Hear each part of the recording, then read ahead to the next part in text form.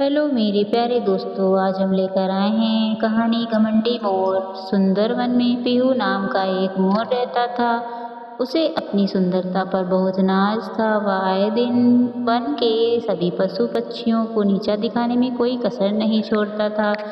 वह उन्हें तरह तरह के व्यंग बोलता था। उसे लगता था कि इस वन का सबसे सुंदर पक्षी मैं ही हूँ। एक दिन उसकी मुलाकात एक कोयल से हुई। उसे देख मोर इतराते हुए बोला, काली कोयल, मुझसे दूर रहना, नहीं तो मैं भी काला हो जाऊंगा। उसकी बातों को सुनकर कोयल को बहुत बुरा लगा। उसने मोर को समझाते हुए कहा, मोर भाई, आपको इस तरह बातें करना शोभा नहीं देता।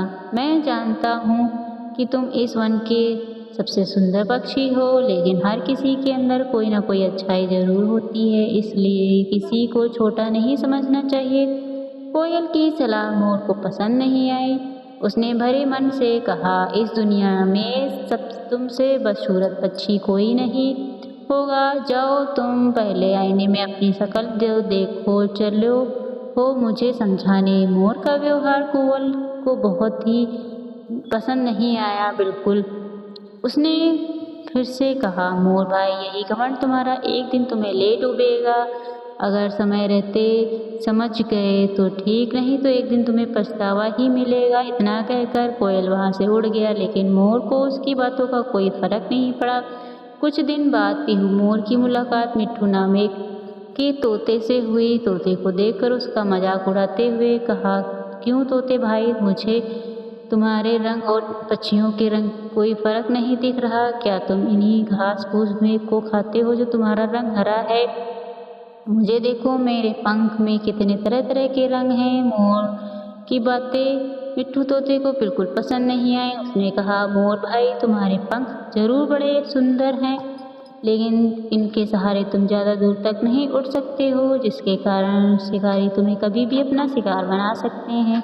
इसलिए तुम्हें अपने आप पर ज़्यादा अभिमान नहीं करना चाहिए। मोर ने कहा, जा जा, तुम मुझसे मत समझाओ, मैं तुमसे ज़्यादा ज्ञानवान हूँ। इस तरह से घमंडी मोर को कई पक्षियों ने समझाया कि उसे अपने आप पर ज़्यादा नाज नहीं करना चाहिए। उसे सभी पक्षियों के साथ मिलकर रहना चाहिए जो कि बुरे वक्त में साथ दे।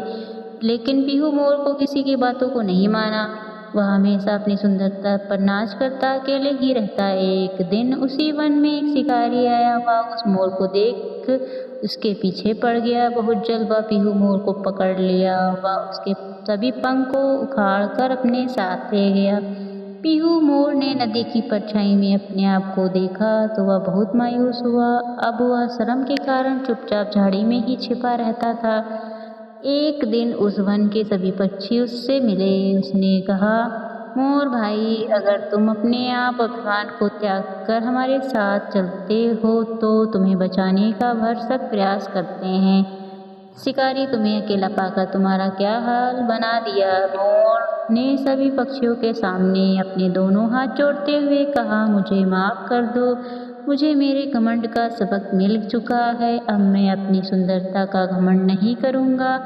इससे यह सीख मिलती है, अभिमान व्यक्ति को गड्ढे में गिराता है। अगर आपको कहानी अच्छी लगी हो तो मेरी कहानी को लाइक और मेरे चैनल को सब्सक्राइब करना न भूलें। धन्यवाद।